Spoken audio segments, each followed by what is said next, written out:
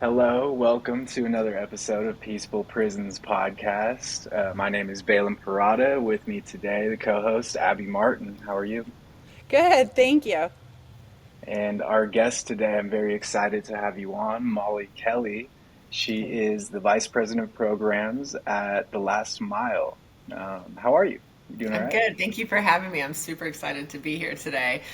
Yeah, I'm excited to get into the topic, really, talking about challenging societal stigma surrounding individuals who have been previously incarcerated and just anyone, associated with previous incarceration or currently incarcerated, anyone. It's an important topic. It affects so many people, whether they know it or not sometimes. So, Molly, uh, let's get an introduction. Where are Sure. you from, and tell us about yourself. Absolutely. So, my name is Molly, and I'm originally from Indiana, and I relocated to Los Angeles a little over 2 years ago now.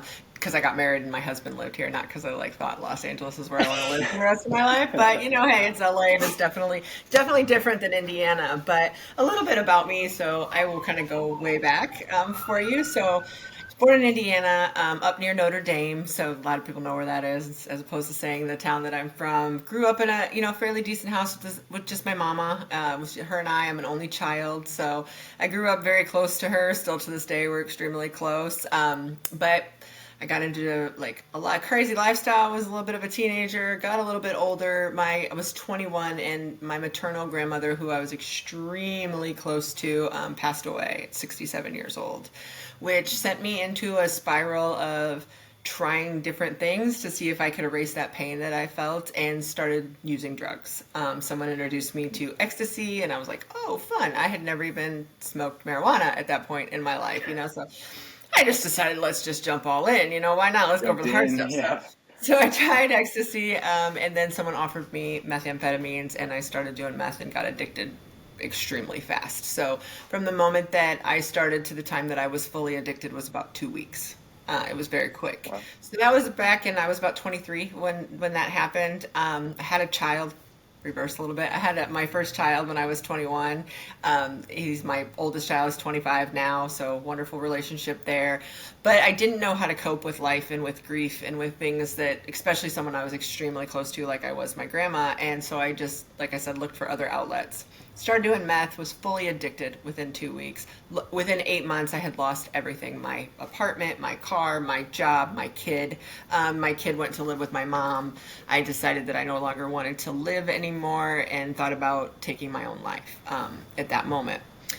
My mom showed up on my door and she's like, "Hey, no, something's going on. What's going on?" And she didn't even know I was doing drugs. So if that tells you how naive that sometimes people can be, because I seen her all the time, and I was like, "Mom, listen, I'm addicted to drugs." And she's like, "Okay, we're gonna get you some help." So I ended up getting clean for a little bit. I stayed clean for about 2 years at that point. I got pregnant with my Wow. daughter immediately after, so I had another child early, and then she was 2 months premature. She was also very sick.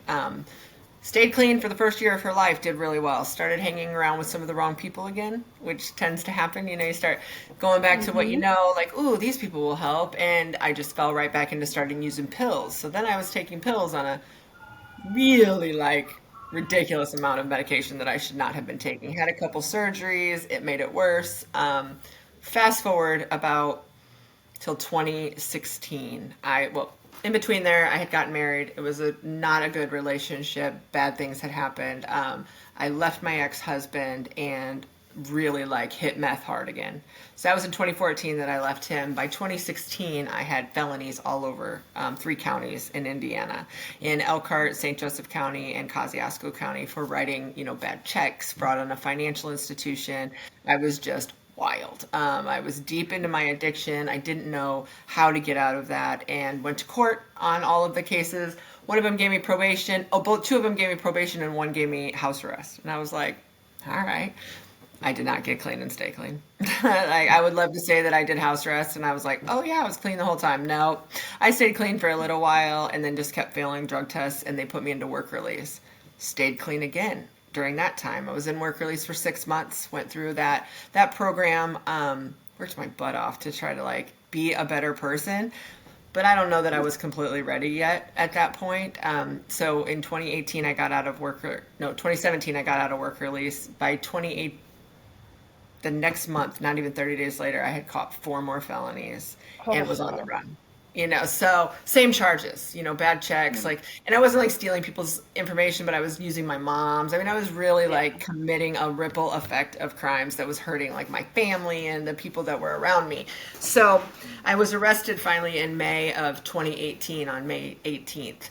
And no, excuse me, May 19th. And I had stopped using drugs on May 17th. I was like, I am going to find a rehab. I don't know if anyone has ever like looked for a rehab before, but that's about virtually next to impossible to find somewhere Yeah. that's A, decent priced, and B, I'm a drug addict. Like they're like, oh, do you have $17,000? I'm like, no, like absolutely not. So I was arrested on May 19th, and at that point, I had nothing in my system because I had been trying to find this rehab. So when I got arrested, I remember very clearly thinking, thank God, maybe this can be over now. Maybe I can Mm. move forward. Maybe I can have a different life. Very odd thing to think when you're going to jail. I knew I was probably going to prison at this point. Like I thought there's no way. I mean, I have already now failed work release. I have failed probation. I'm not really showing up. I have four more felonies and now I have eight felonies, over a course of 2 years. I'm like, no way that they're letting me out. I mean, I had a small hope, but wasn't going to happen. So I go to jail. I spend 4 months inside of Elkhart County Jail. While I'm in there, I'm like detoxing off heroin and meth because now I've graduated from just using meth to using heroin too because you can't only for so long can you continue to get high on the same drug. And I get in there and I'm like, I just can't live this life anymore. So I detox for the first like month and a half. It was pretty rough, very hard. No help at all from the Elkhart County Jail to help you get through that situation. So it's really just grin and bear it, hope for the best. Went through all my court hearings, got a public defender, and was sentenced to 7 years. And ultimately was sentenced to 7 years in prison. I ended up going to prison in September of 2018, and I was like, okay, this is going to be my life now for the next 7 years. So in Indiana, you only have to serve 75% of your time when it's a nonviolent felony. Their laws change all the time, so it could be different now. But so that 7 years was knocked down to 5 years. I would have gotten out on November 10th of 2023. I guess I will never forget that date. So I go to prison, and I remember going in Indiana, they do things. I think every state kind of does something similar to this, but they have what they call a reception or like a welcome area. Like, hey, welcome to prison. We're going to teach you how Yeah. to live here. And that in Yeah. Indiana happens to be at Rockville Correctional Facility. And so I went in, they put you in an orange outfit, you stand out from the other people who've been there for some time. And I clearly remember walking into intake and looking around to the what looks like millions of women standing in there. They weren't millions, but lots. And I remember stopping dead in my tracks and thinking, I am going to do whatever it takes to not come back here. This is not the life I want to live. Now, keep in mind, I still have two kids at home. My mom has my oldest. My daughter has gone to live with her dad because they have two separate fathers. So I'm thinking about my kids at home. The fact that I've only been clean now for just a very 4 short months, and I'm in prison where I've never, ever been before. And so I thought, whatever that takes, am I going to do it? So I got through the intake process, eventually got class to go to Indiana Women's Prison, and that's where I spent the rest of my time. So while I was at IWP, I got into every program, everything that I could do. I did recovery while incarcerated. I did the Last Mile program. I took Thinking for a Change. I was on the worship dance team. I just tried to do everything I could to try not to change my life because I didn't want to come back home and be the exact same person that I was before I left. I'll go into TLM and all those things a little bit more later. But so while I was there, I went through those programs. When I graduated from the Last Mile, my mom and I decided that I would apply for a modification. She hired me an attorney. I applied for a modification, and ultimately I got to go home in January of 2021. So since then, I came to work at the Last Mile. I started at the Last Mile as an advocate, working with people in the reentry department, working with those that are coming after me, helping them find jobs, housing. Reentry's hard. Walking home and not having a community because the reality is I'm an anomaly to people who come home from prison that still have family, or friends or people that can support them. I went to a transitional house for a year instead of going back to my mom's because I wanted to do things different than I'd ever done before. So living in a transitional house and learning to do things on my own was like I'm in my 40s. Like, who does this at 40 years old, you know? So I did the transitional home and I learned a lot while I was there. It was a co-ed transitional house, so that was different in itself. But I did it and I was on house arrest for a second. I was like, man, I do not know how everybody is not getting pregnant in here, but okay. Yeah, I mean, like, it was just wild. Um, but we had like a family environment. So I did the transitional house arrest for 7 months, day reporting for another 5 months after that, and then after that went on probation, and then that was over pretty quickly because I got my job at TLM. I started as the advocate. I worked in the reentry department for 2.5 years with the last mile.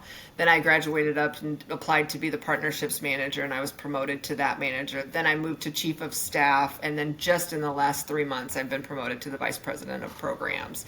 So I've been with TLM for four Congrats. years, almost. I know, right? It's wild. Like I look over the street, and I'm like, Congratulations. who in the world?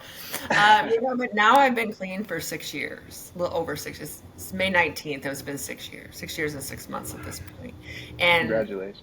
thank you. And that was very long and winded, but that's a lot about me in a little bit of time. So No, I'm very thankful for you to share your story. I appreciate you just going into it, and I don't know if many other listeners can relate, but I definitely do. Having been through the ringer and abusing drugs for a long time, and something you said about that moment of getting arrested and feeling that sense of relief, like okay, this can finally be over. I'm gonna make these changes to never come back here again or never feel these feelings of detoxing and withdrawing and just being down in the dumps for so long. yeah, So I definitely relate, and I appreciate you sharing that. of um, course. yeah, so how did you find out about TLM, and what kind of work are you doing there? Sure. So I'll be totally honest. When I first seen the sign that said the last mile, I thought it was medical coding. And I thought, yeah, like I'm not smart enough for that. That is not in my wheelhouse. I had absolutely no idea what it was, and I'm like, no, I'm not going to be a medical coder. So I was working when you're inside of facilities, they give you prison jobs. Really, that's what you Right. get. And so I was a pass runner at first, and then I moved into the law library to help people with, their cases and like filing appeals and modifications and stuff like that. So as I was working in there, the classroom facilitator, Mr. Williams from the Last Mile, came down to the law library and he was like, "Hey, are you Molly?" And I'm like, yeah, because you don't really know like what they want in your brain. Like, I Right. guess I'm gonna say yes. So I was like, yeah, I am. And he's like, so I've heard a lot about you, and I really think that you should join the Last Mile. And I was like, no, I'm not. Thank you, but I'm not smart enough for that. Medical coding is not my jam. That's what I told him. And he's like, it's not medical coding, and I'm like, well, what is it then? And he's like, it's computer coding, and I'm like, oh no, definitely not smart enough. I didn't even want to do medical coding because I thought that was going to be hard. And I thought coding, like actual computer coding, no. Mm-mm. And he's like, well, just think about it, okay? Because they have open slots right now. So the process is a little bit different, though. You've got to like apply, and then you got to go through an interview, and then there's only so many seats, and then people get picked, by how you're doing inside of the facility and all sorts of things like that. So I went back and called my mom that night. My mom's like, "Do it." I just Googled it. Do it. You'll like learn so much, and it'll be helpful. You'll have a different career when you came home. Little did I know, that it was going to change my like whole entire life. So I applied. I ended up getting one of the four spots that were open, and so I went through TLM. And so what the Last Mile is we teach computer coding and audio video production to men and women who are incarcerated across the United States. We are currently in 8 states. We serve 23 facilities, and we have 300 approximately students right now inside of our Wow. classrooms, and over Wow, that's awesome. 700 returned citizens that have come home. So not and we walk the reentry journey with them. It's not like we're just like, hey, good luck out in that world and try to get the tech job that you want. That's not what it's about. And the reality is, not everybody wants to be a coder when they come home. But what we do want them to do is come home and to have a dream, and we want to walk that with them and say, hey, is it that you want to be a coder, or like in my case, I really wanted to help other people because that's where my gift lies. So I was an advocate, and I worked with those people and helped them, get to their next part in their journey. That's awesome. That's Thank you. beautiful. I'm glad you found the last mile and they found you and you connected. Me Um, too.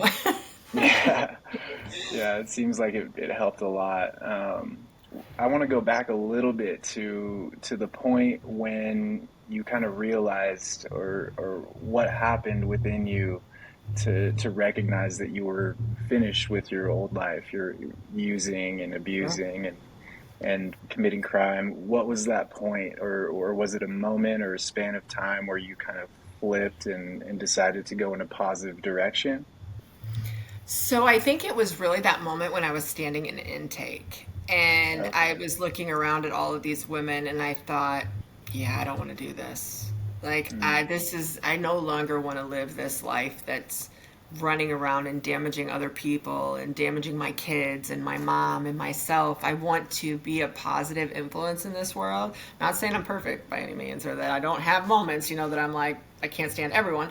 But I mean, for the most part, like I knew at that moment, like I'm going to do whatever it takes. And so literally from that second on, I did everything I could to change my life. I started being honest about what had happened. Like, yeah, I was doing drugs. Yep. I was writing bad checks. Yep, I stole your checks. It was not easy to do.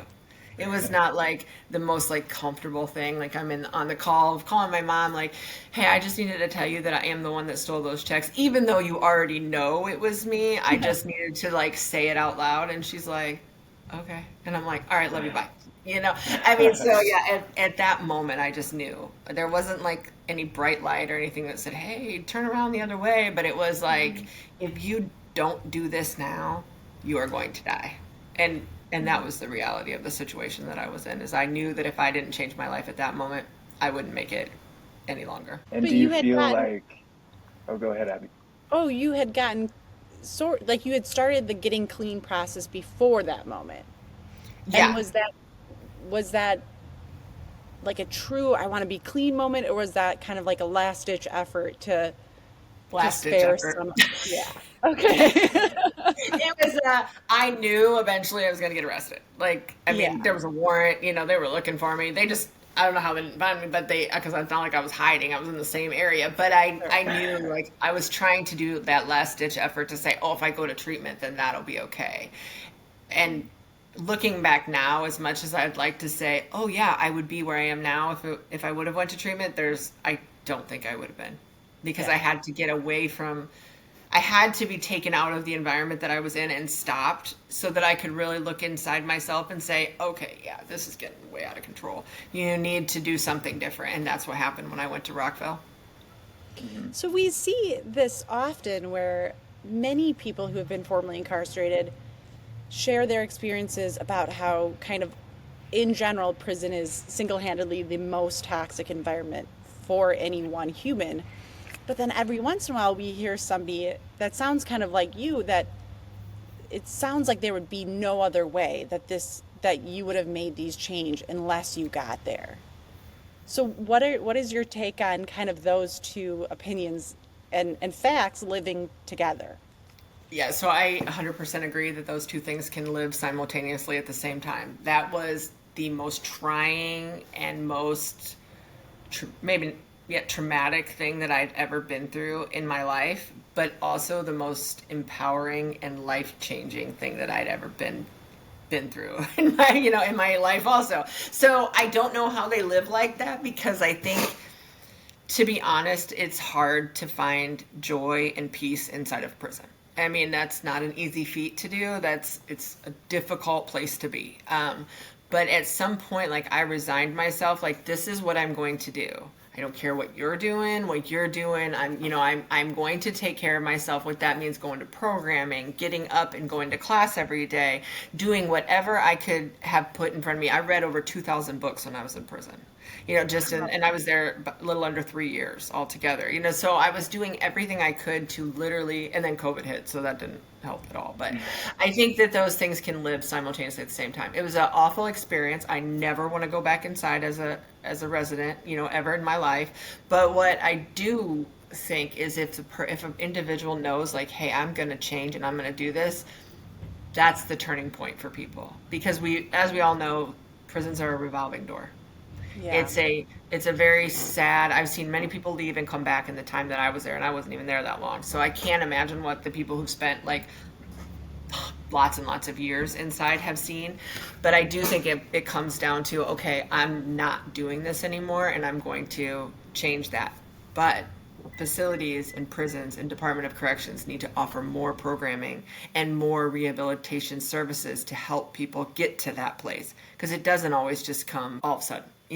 Sometimes it takes like some real work on yourself, or real like, hey, I was also a victim. I went through some things in my life, and dealing with that trauma that's on the inside, and saying, okay, this is what led me to A, B, and C, or, how I got here from here. So I think that those facilities should be responsible to have more programming, and people need to take advantage of them at the same time. Before you even got in trouble with the law, when you were, maybe growing up, were you surrounded by anyone who had been to jail or been to prison? And what was your family's kind of, stigma or feelings, opinions around people that had? So not really, to be honest. I Okay. mean, yeah, we had some people that got arrested for a couple things here and there, but nothing like, nobody went to prison. I was probably the black sheep of the one family that was the first one to do it. Like I wanted to Hmm. do it first. But the one thing that we do have a lot of is addiction. So Okay. addiction runs pretty deep in my family on both sides of my mom's and my dad's side. So I think we saw that more than anything. And we didn't, but there was no really stigmas, except for my grandmother used to always say, I won't go visit my son if he ever goes to jail. What makes you think I would visit you in jail? So I think maybe that was there. And that was always in the back of my mind. So I was actually kind of glad that she wasn't alive to see the things that I had done. But now that I'm clean and have done so much better, I'm like, I wish that she was here to see how well I've done afterwards. But yeah, there wasn't any like stigmas. My mom also works for felony court. Oh, Yeah. She's a court reporter, and she's been doing that for 32 years. So I think the stigma more came around embarrassment than what it did of hmm. like, oh, people are gonna like hate me because I went to prison. No, it was like, oh my gosh, I've totally embarrassed my mom who works in a county that I got in trouble in. Yeah. Yeah. And has that view or that stigma changed since you've been out and you've been more successful? Have they viewed former inmates or formerly incarcerated differently now that they know you? I honestly believe so. So here's a quick story. So I hired an attorney to help me with my modification, and he helped me get out of prison, and then he's kind of watched my journey as I've gone. He also helped me get off of probation early, and then he went up to be a judge. Like in Indiana, they get picked by Wow. the governor Yeah. to do that. He called me and asked me for a letter of recommendation. That's Wow. awesome. And so I was like, is he being serious? Like, I thought he was kidding, like, and he's like, no, no, I really want that letter of recommendation from you from the other side. And I was like, all right. So I wrote the letter for him, and he ended up getting, I don't know if that's because of my letter, but he did end up getting it. And so I was Right. like, Wow. wow. So yeah, the stigmas have really changed around me specifically, because I'm very vocal that I think everyone should have a chance and multiple chances. I'm very much like, hey, there is options out there. There's life after incarceration. Please just give us a chance. We will show you that we will change the stigmas. Anyone who's been incarcerated and keeps moving forward is changing the stigma. Like as long as we're, and I've also speak very much about recidivism and how you cannot always blame it on the person who's going back, because there's way too many technical violations and way too many things that send people back to prison. Hmm. So, that recidivism doesn't like make any sense to me. So I strongly advocate for people who've been justice impacted to move forward, because every time we move forward and do the right thing for them, not the right thing for society, the right thing, like I make my decisions based on what's best for my life and my kids and my husband and my mom and my job, not because I think society is going to be okay with it, but they're the right things for me, and I keep stepping forward, and more doors get opened. And so if all of us did that, we would change the whole world. Have Yeah. you noticed that your children's and maybe even your husband's level of empathy towards this demographic of people has have broadened or shown any outward signs of kind of compassion because of your story and you being so vocal about it? Yeah, so my husband is also formerly incarcerated. So Oh, he, perfect. so we both have done way better since we've been home and done, Yeah. incredible things. But yeah, with my kids, I definitely see it. Like my oldest is 25, and he's always like, I don't know, people can really change. And I'm like, seriously? You're like really wondering that? And he's like, well, you did, but I don't know about everybody else. And I'm like, Hmm.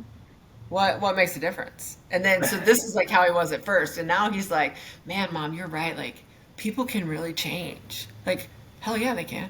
Like if they If they want to, and if they have the resources and the ability to do that in community, yeah, they can do it. You can't just put someone out in the desert and be like, "Oh yeah, change." No, it doesn't work like that. Yeah. But yeah, my kids, my mom's judge that she works for, he asks about how I'm doing all the time, and has literally like had people in his classroom that are from the last mile. And as soon as he hears the last mile, he's like, "Oh, we know all about TLM, don't we, Liz? That's my mom's name." And Yeah. she's like, yeah, we do. So I mean, yeah, I see people that changes their perception on people who were formerly incarcerated when they meet me and they hear my story. Or I won't tell people right away. I kind of like usually drop it at the end of like when I'm trying to do a partnership or something. I'm like, oh yeah, let me tell you something. I'm also a graduate from the last mile. And then people are like, what? Like, are you sure? Like, yeah, like I went to prison and did TLM. So Yeah, Yeah, because that's that has to beautiful. be. I noticed you said something about community and resources being available. What does that look like to help someone uh, reintegrate into society?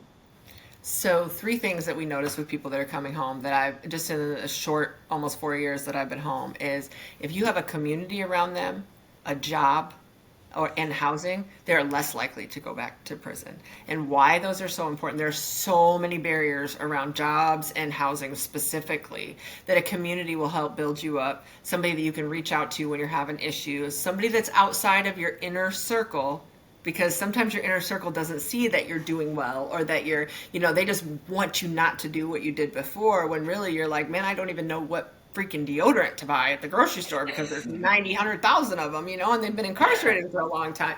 So the community is important for that. And plus, it's someone you can reach out to and say, hey, I'm struggling with like minded individuals who also have struggled with the same things. But a Definitely. job, the barriers that are put in place for employment where people can make anything more than minimum wage or slightly above is ridiculous. Drives me crazy. That's like my sandbox. And then also housing. It's so hard to get housing when you have any sort of felony, and harder in other states than some. Like California is not as bad, but Indiana, good luck. Like if you have a felony, you ain't getting into an apartment community. You might as well just give it up. This is not going to happen. So those stigmas around those things are like they're awful. And I always tell people when I talk to them, like, listen, some people, 95% of people are going to get out of prison. They are going to come home and they are going to reintegrate into society. And you want A, someone who's rehabilitated, B, somebody who's walked that journey with them, and C, you don't know, they could be your kids as friends as parents, or your neighbor, or somebody you've met at the grocery store and you've decided you really like them and you want to become friends, or a romantic relationship or whatever it might be. And then you find out they were incarcerated. Does it really change your view on who they were? Because that's not the person that you know. That was before that. So if I judge everyone on the mistakes that they made in their past, well, I ain't gonna have no friends, or family. Like I mean, and so you can't. You have to like keep moving forward and say, look what they're doing now. I tell lots of people, lots of emphasis, or little emphasis on what you did that got you to prison. A little bit more emphasis on what you did to change that, but a whole lot of emphasis on who you are now. Because that doesn't matter anymore. I don't know if I answered your question or not. Yeah, absolutely. That's a Yes. great answer. Great answer. Yeah. But Did you I, want to ask something, Abby? yeah, I just think, I mean, I love your take on all of it because everything that you're saying is so vital. And sometimes I get bogged down on what has to happen first. Like, does the community need to step up first and support people re-entering society? Or or do the people re-entering need to kind of ignore the stigma because both seem very unrealistic and unfair, right? It's unfair of me to ask somebody coming home from prison to, well, just don't pay attention to the stigmas, right? Like, you're better, you're bigger, ignore them and like do better, like you've got this. Right. But it's also unfair for me to expect the community to fully embrace this demographic of people when for centuries they've been kind of brainwashed or led to believe that only bad people go to prison, right? Mm-hmm. Like only people that are scary end up there. And Right. And that is not true. Right. it's absolutely Right. not true, but both seem kind of unfair. I would argue that putting the emphasis on the person coming home is significantly more unfair, but both seem unfair. But so I love your approach on how get to know people who they are and then Mm-hmm. find out the details, right? Then have these conversations because you already have that that baseline. Right. Because you And already that know who they are then. Yeah, you know Yes, who they are right then, not who they were however many years ago. absolutely. And that's So what's more important. I absolutely love that answer because I think that's what needs to happen is we need to get to know our neighbors and need to know our community. And if we ever find out, some of these past mistakes, okay, who cares? We already know you and we already love you. Right, Whatever. and you're already a part of that community then. So it's not like people are going to be like, "Oh no, go away because you didn't do that." I want to speak to the thing that you said about being unfair to both sides because I completely agree with that. Because I also agree that it's really hard for the community to trust this individual and for this individual to trust the community for whatever reason from both sides, you know. So I tell the people that used to be on my caseload when I was an advocate, as I would say, just keep doing the next right thing Hmm. for you. As long as you keep doing the next right thing for you, people are going to see that you're doing that. And then they're going to embrace you. And it's a matter of time. We all hate to wait. I am not a very patient person at all. That's why I don't make eggs and pancakes and stuff because I get like super irritated. It takes way too long in my world. So I just tell people you have to step back, take care of yourself, your immediate, you know, people and needs that you have to take care of, and just keep doing that because that's what changes the stigmas. Show up for your job, show up for your friend, your family, your kids, whatever it might be that you have in your life, and people are going to start to say, "Oh man, you remember when they went to prison? Now look at them. They're doing incredible." Like, and that next right thing isn't what society always says it is because like I'm very big on it's what you think it is, not what like I think it is or whomever. You know, it's what is right for you.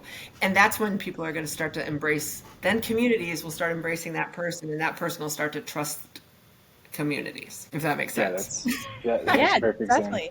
And I think even to Hmm. piggyback on that, when people say, remember when that person went to prison, I have I have loved ones of my own family who have been to prison and my friends who have been to prison and people say like, do you remember when they were in prison? And I'll be like, oh no. Oh yeah, I guess so. Right? Yeah. Like I kind of remember that maybe because and even if it was only months or years ago that this they came home, it's still like, oh yeah, that's a totally different person than they were when I knew them last. Like, don't ask me It's dumb questions. so far. I know that's how I feel too. It's so far removed. Like if you look at my mugshot picture and then who I am now, you're like, are you even sure that that's the same person? You know, I mean, it's just like such a removed person from who I was 6.5 years ago when I went. Yeah, Which I is feel like it's so important to keep, creating space between who you were and who you are now, Mhm. filling those spaces with doing the right thing, like you said, and doing the next best thing, taking care of yourself,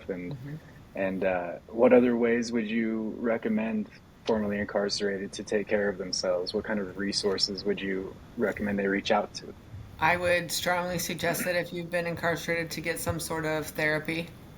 I mean, I Mm. probably pretty much think everyone in the world should get therapy, but because yeah. I think it's like a really thing, you know, everybody needs someone to talk to, but specifically people who have been incarcerated because it is very traumatic what goes on inside Mhm. there.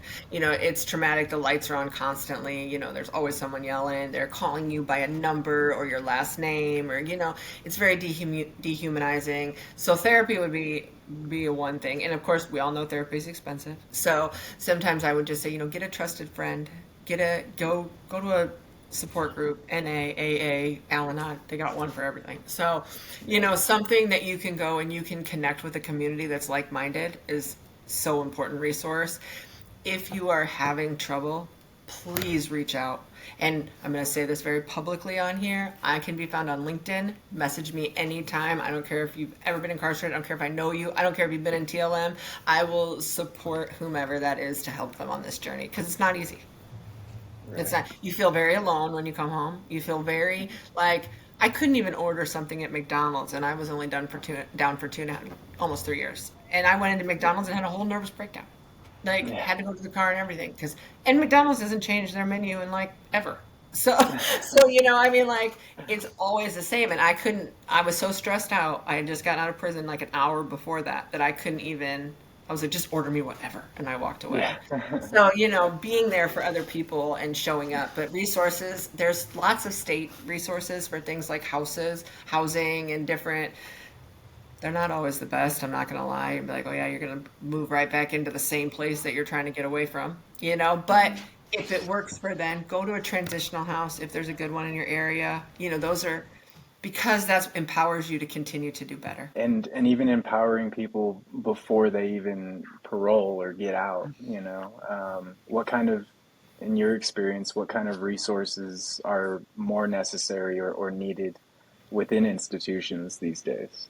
Oh my goodness. So I think I mean, there's a very loaded question. I It do is. think that programming is such an important thing. Programming that has reentry programs with it. Programming is Right, wonderful when you're inside, but if you don't have anything to lean to when you get out, what good does it do? right. But I mean, you learn a lot. So, programming that has reentry services, they need to have a class on how, like a basic living class. This is how you get a bank account. Here's how you go home and figure out like how to do the 9,000 social security card. If you don't have a social security card, you can't get an ID, but then if you don't have an ID, it's a circle. So, helping with those services would be wonderful and helping people know how to navigate like regular life things. If you get an apartment, here's how you have to budget your money to be able to pay the bills. Mhm. Not a thing that they teach people. Here's how you can fix your credit. These are classes that I think that they should have on the inside for women and men. I'm not at all like eliminating men going through this, but I've seen a lot of women that come home, they're getting ready to come home, they have no idea how they can even see their kids because their rights have been stripped while they're inside and nobody is giving them any information on how they're able to like I want to visit my kids when I come home. How do I do that? So those are things I think they should teach inside. I also think there should be classes on how to make that plan for yourself. So I had a plan A all the way to Z. Plan A was go home, go to my mom's, do what I needed to do. No, plan A was go to a transition house. Plan B was go to my mom's and like just live there with her and not have to pay rent and all of those things. But I had these plans. Like so if one fell through, I had another plan and another plan. And reentry starts the moment that you walk into prison. You know you're going to go home eventually. So Mhm. start getting into the programs that teach you how to maybe not love yourself because I'm still not even there, but at least be able to look in the mirror and say I'm okay with who I am and heal that whatever's going on inside each person. So more programming is going to do that. More rehabilitation and not punitive. Like what are you just sticking you in a cage for X amount of years, but not giving anybody the ability to change their life does nothing for society. Right. Yeah, thank you for that. Mm-hmm. Um, I think a lot of people just aren't aware of how scarce resources and programming is within institutions. Like occasionally you can go and look on a website and look up a certain institution. They'll say they have this program, that program, but maybe the only spots that are open are like, 4 or 5 every 5 years or something. So it's more scarce than it seems. And I like what you said about, I'm sorry, but No, I was just going to throw um, something in there. Men and women's prisons are very different too. So the programming right. inside of men's prison, they get a lot more. Men get a lot more programming and a lot more like opportunities inside than women do. Women are Mhm. very much like, oh, here you are. We'll give you cosmetology and I don't know, culinary arts or something, and then there's nothing more after that. Yeah, sad. That's pretty rough. But I like what you said about staying out of the politics per se and focusing on yourself. It's not getting involved in the drama and the who's who of being in there and everything that comes with that. But finding something that you're passionate about, like a book or writing or reading or drawing or whatever it is, and focusing on that, focusing on developing yourself. Just kind of sets you up for more success when you do start the reentry process, you know? Yes, absolutely. And don't get too comfortable in there. I Yeah. noticed this is, I mean, not that you really can, it's kind of hard to get comfortable in there, but I did notice women over the time that I was there that were extremely comfortable in prison. And they Yeah. were very like, this is my family. Those were my family too. It was very hard to leave the girls that I got really close to in there, but it's not meant to like, once you're comfortable, it feels like you can't get out of that cycle. So you have to like okay, I'm going to work on me. This isn't about my little bestie over here and whatever time that she's doing. This is about like what I'm doing and how I can get out of here and be successful in whatever it might be that that person wants to do. And you can do it. You can. Like there is life after incarceration and it's so much better on the other side. Yeah. Yeah. Yeah, definitely. Yeah, thank you very much for sharing that. There is hope after incarceration, and I hope anyone listening hears that, family members, friends of anyone who's incarcerated. And I hope that that message carries on and many people can hear your words, because I've loved listening to you and hearing your thoughts and opinions and your view on everything. It's very enlightening. So we're gonna wrap it up in a minute. Do you have any final thoughts? Anything you wanna say? Yeah.